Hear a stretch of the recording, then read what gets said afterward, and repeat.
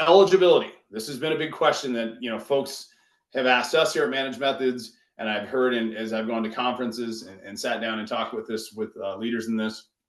If you're eligible for E-rate, if your school district has participated in E-rate, your entity, you know, has done E-rate before, then you're good to go. You're going to be eligible for this. However, if you've never participated in E-rate, that still doesn't mean that you can't participate in this. They are separate programs from each other, but just know that if we've done E-rate before, okay, we're eligible for this, we can go ahead and start our application process.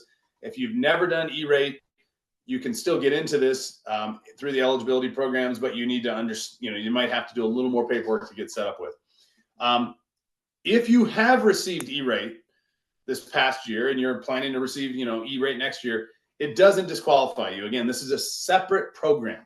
I think there's been a lot of confusion. I've heard people call this the E-rate cybersecurity program. It's not. It's just from the FCC. They're both coming from the same organization, but they're separate programs, separate application processes.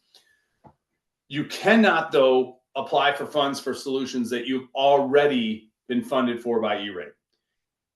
The eligible service list, the eligible categories are completely different, and we'll get into that here momentarily. There's been a lot of questions about, you know, I've talked to some smaller schools that have told me, well, I don't even know if I want to apply for this because I probably won't qualify.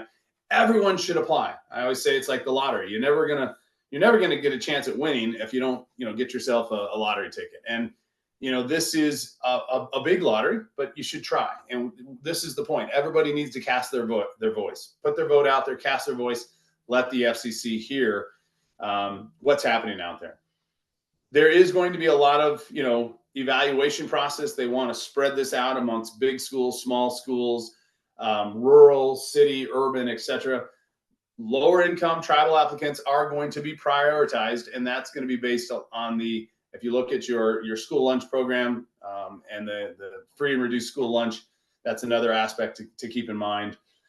You can apply as a part of a consortium.